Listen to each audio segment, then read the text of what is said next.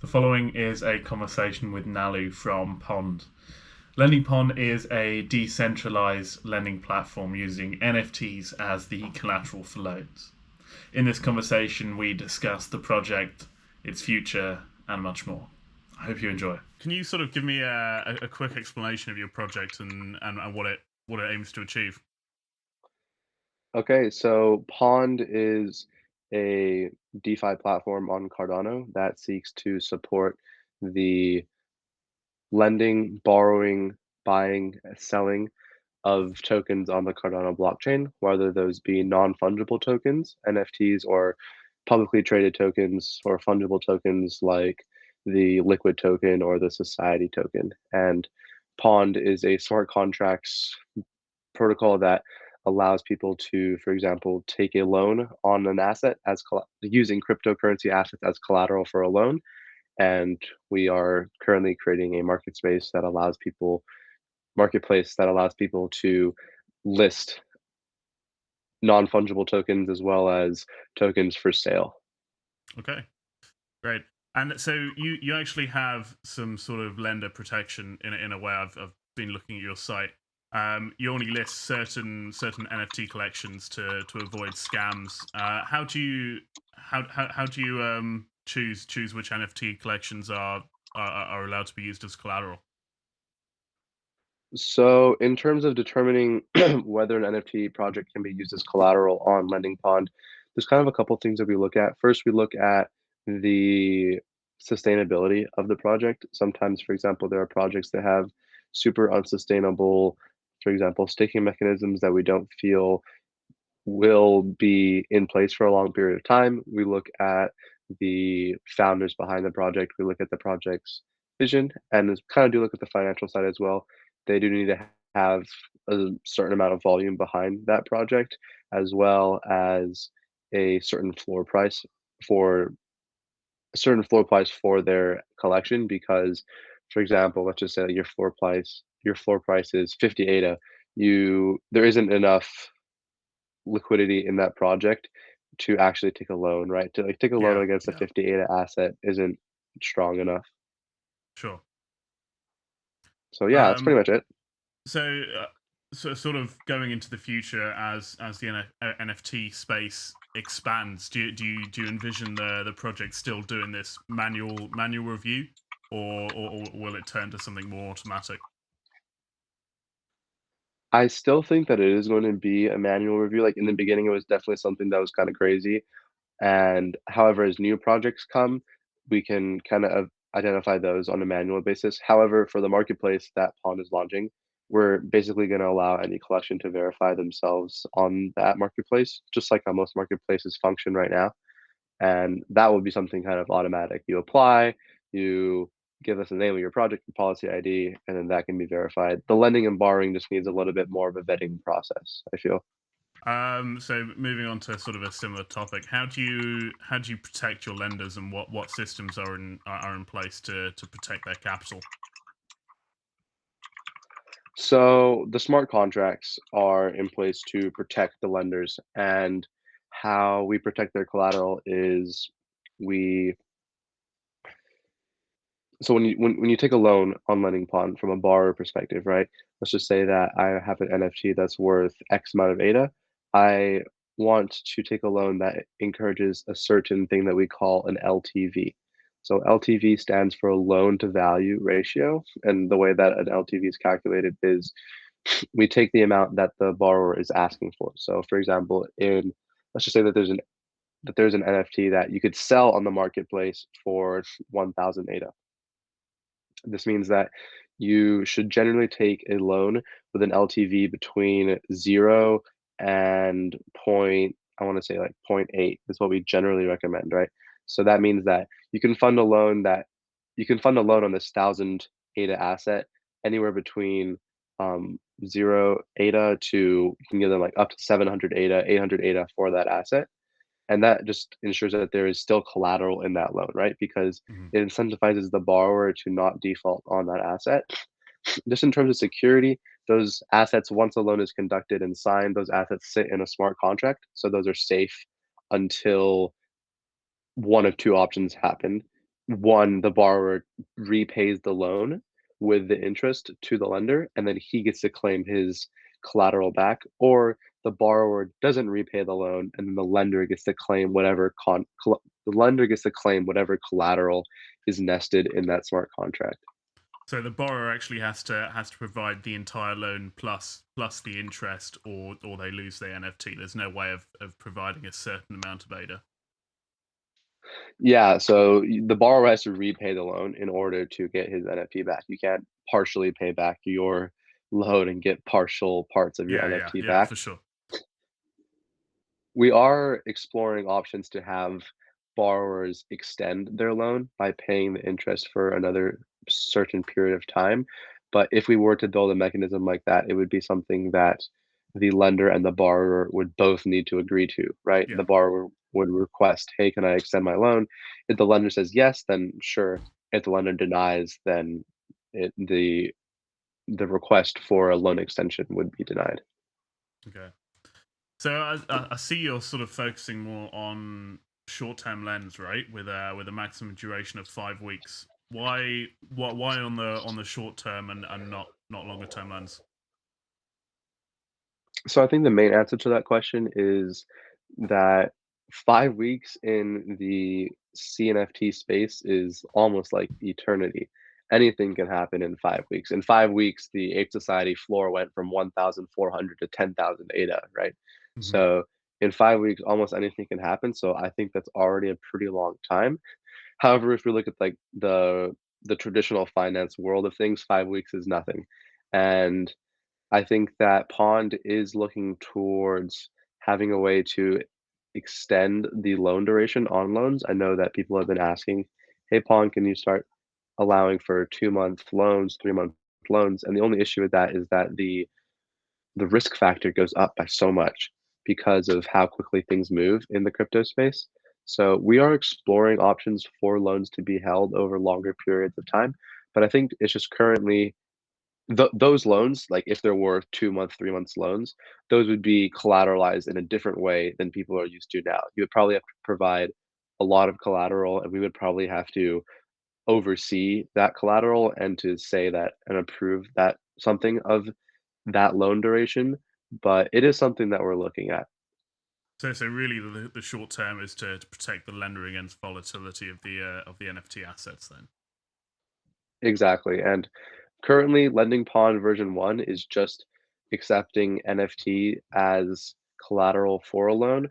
However, in version 2, we will be able to accept any Cardano asset as a loan. So if you can take a loan on society tokens, you can take a loan on liquid tokens, and yeah.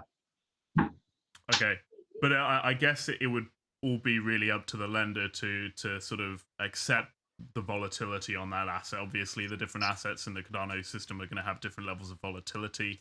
So it's more on the lender to accept that, or are you guys going to sort of vet the assets for volatility and either rank them or just not accept high volatile assets? I think that Pond is striving to just be a platform, right? So we don't want to actually tell people whether loans are good or not. Hmm. We don't give financial advice. It's just meant to be a platform to mediate those loans. How so in those longer, for example, in those longer term loans, if those were to become a option on Pond, it would be something that we would probably provide a little bit more guidance for, but again, Pond would never actually be doing any active vetting of loans. The only thing that we actively vet is whether or not to include projects on the verified list for loans. Sure. Okay. So I mean, currently NFTs really are only being used for art in the blockchain space. But in the future, the use cases are going to be sort of gigantic. I mean, you can have the deed to your house placed on the blockchain. How does sort of Pond envision using these sort of different use cases as NFTs to be used as collateral? I just think that, I mean, the way that the Pond smart contract is structured, it's already accommodated to support any of those changes, right? So even if like tomorrow everybody started to use NFTs as deeds representing house ownership, then Pawn would already be equipped for that. If you wanted to put your house deed on Pawn as collateral for a loan, then I don't think it would be Pawn that would have to work in accommodating that. It would have to be actually just the general users Yeah. understanding this new use case for NFTs. But in terms of the contracts behind Pond, it's something that we already support. Yeah. So you guys already have the capability to roll that out when and where. Okay. Exactly. So what's sort of the future developments of the project? I've heard that you guys are bringing in options, shorting, and renting. Um, Yeah.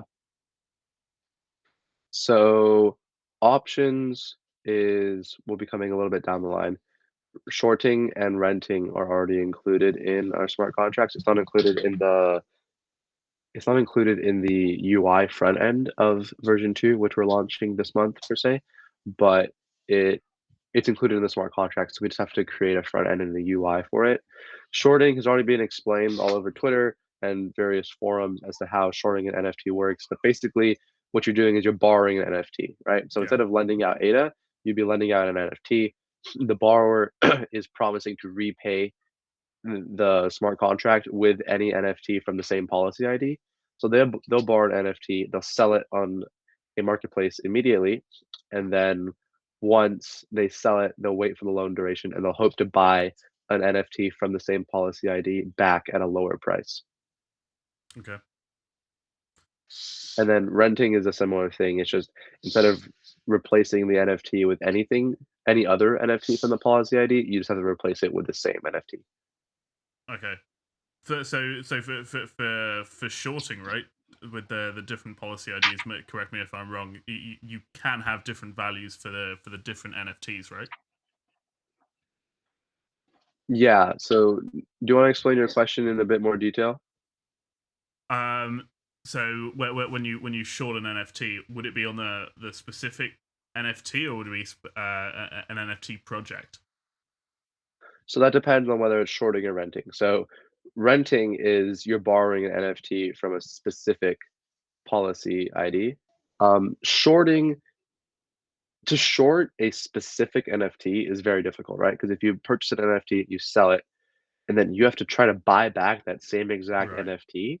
And in collections of 10,000, it can be like very statistically impossible that that will happen. That's more where renting comes into play. So, for example, if there's an NFT that generates significant staking rewards, you can borrow that NFT for a certain amount of time, and then you can stake that NFT, gain rewards from it, and then send that same NFT back through the smart contract. And that's kind of the only use case I can see right now, unless there are going to be, I'm sure that in the future there will be more use cases built out for holding and like kind of staking a NFT. But right now I can only see staking rewards. In the future, there might be like play to earn games Hmm. that you can rent an NFT for to gain some to gain some money from. But yeah, so shorting, you'll be replacing it with anything within the policy ID. Renting, you're replacing it with the same NFT you borrowed in the first place. Okay. Yeah, I was just asking on shorting because even within sort of projects, you've got a very large scale of price between sort of the top NFT in that project and the bottom NFT in the project. And if you can sort of replace it with any one, you can sort of just create project arbitrage basically within a project and Yeah, without the shorting mechanism. Is there anything that can sort of solve that? I think so. So this in my own head, what I've been brainstorming is that currently I think what because shorting used to work in a traditional finance because all shares are the same, right? Yeah. Like one share of Apple is one share of Apple. Like it's the same fundamental building block. However, in NFTs, it's different because all NFTs within a collection are different. So not all shares are created equal, we could say. And right now, what we're doing is a very simplified version that would basically only allow for the shorting of the floor of the project. I think though that in the future we could allow something that along the lines of shorting within specific rarities, right?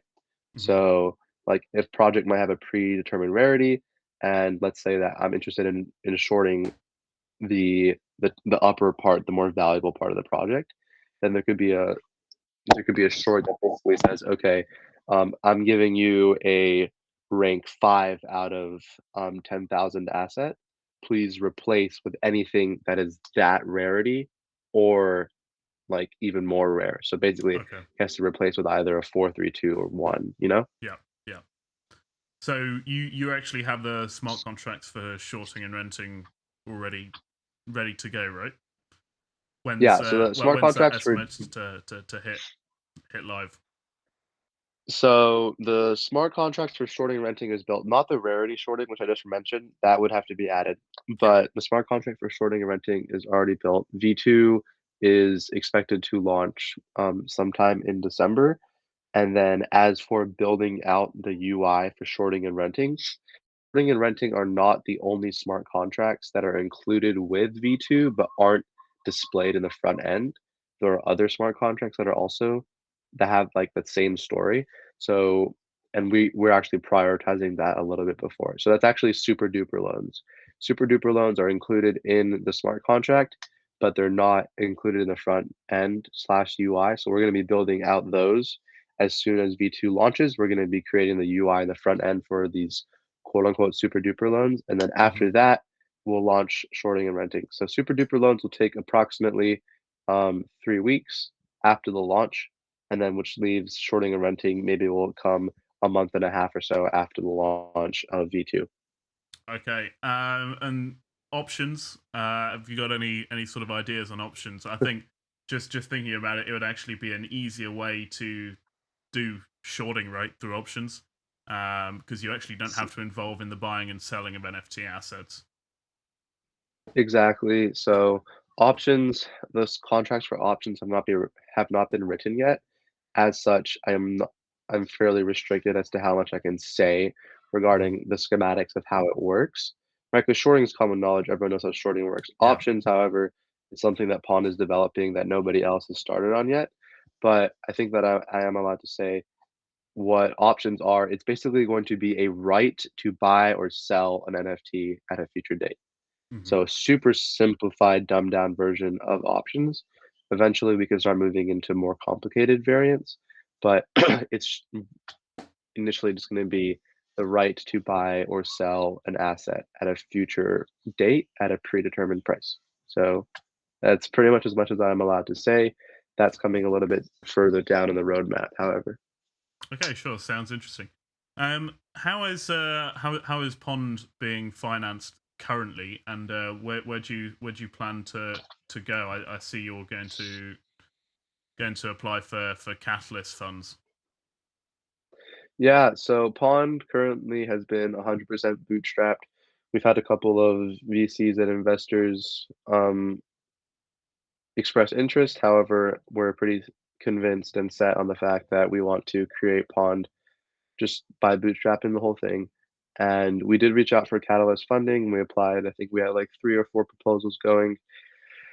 None of them got funded, so thank you, Catalyst, for funding great proposals. And I think that I think the next little roadblock or the next chunk in the timeline, the next important event that could be involved in the financing of Pond is the Pond Mint that is happening before Christmas. The exact date has not been announced yet, but minting soon. And that will be minting 2 sets of 1,000, one before Christmas, one in late January, and then that will make up a total set of 3K. Those NFTs are going to be minting for I think 500 ADA each, and there would be 1,000 of them. I think we have over 550 people whitelisted already, so we'll see how much the public actually gets a chance to take a bite at it. But that's kind of what we're going to be financing Pond with is the mint funds.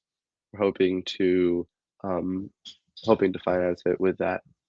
Okay, sure. Can you give me a bit more sort of detail on the mint? So the mint is called the Theta Collection. It will have a total supply of 3,000. 1,000 will be in a mint in the month of December. 1,000 will be in a mint the month of January, and then 1,000 will be airdropped to anybody who is holding an acronym NFT, just a little deal that we managed to get with them. And the mint, the NFTs should be viewed as not an investment vehicle in Pond, as more of a subscription to Pond services. So the mint, that Pond NFT, which you hold, will give you access to a bunch of partnerships that we have. Will give you access to a game within Pond. It will give you access to something that we call the ADA back program. It's getting ADA back on your purchases, kind of like Hmm. the way that like credit cards give you cash back. Yeah. And lastly, it will give you lower fees on all the pawn services as well. So it's kind of the utility case behind the NFT. It is a PFP collection though, so the art's pretty cute. Anybody who has watched the YouTuber Dream, who did Minecraft videos, he has kind of like a white paper mask with a smiley face.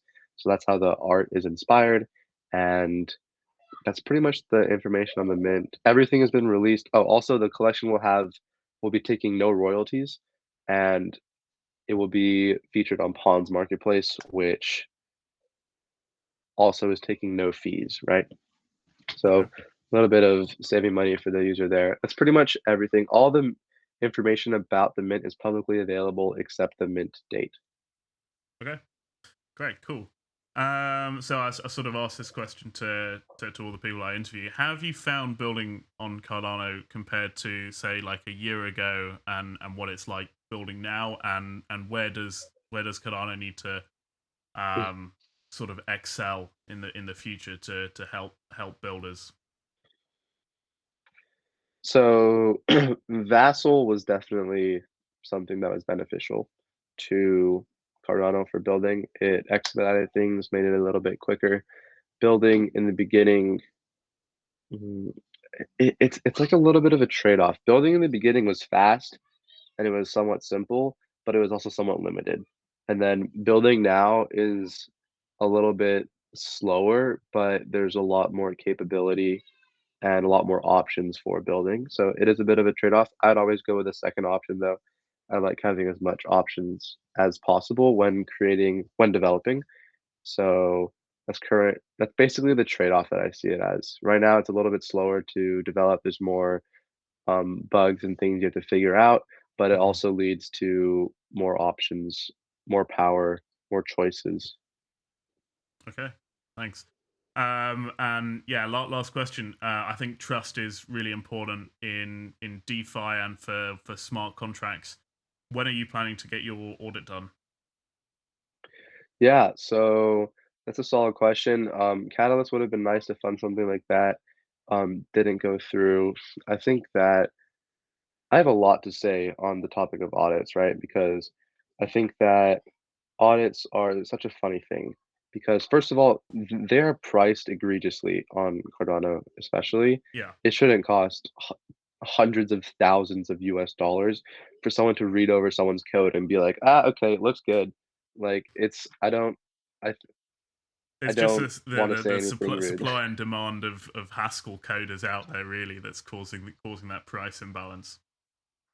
Exactly, and it's not just the price imbalance. I feel like it's also the fact that people are so not willing to put their public image on something and that they charge so much for that. So, for example, right, like we have talked to certain developers and we're like, okay, how much would it cost if you wanted to audit Pond? And they gave us X amount of digits. And then we're like, okay, but what if it was a private audit and we just paid you to privately look over the code on your own terms and just communicate with us, not the public? You don't have to put any of your brand or dignity on the line.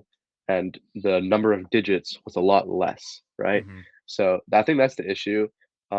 Getting a public audit is one thing, getting a private audit's another. Pond's already done a couple of private audits with people. And because we want to make sure our code is safe, we're not going to release something that isn't. But as for a public audit, I think that the user base is really gonna have to grow for Pawn before we have the funds to fund something like that. Sure. Sure. Okay. And I guess I think the other thing with audits really in sort of the Cardano space is actually they're a lot less required than say if you're looking at Ethereum and Solidity code where you can actually have a lot more errors in the code. Haskell code is by nature very testable and functional. That the errors are very rare and sort of code audits are less needed, but yeah, always nice to have. Yeah, I agree.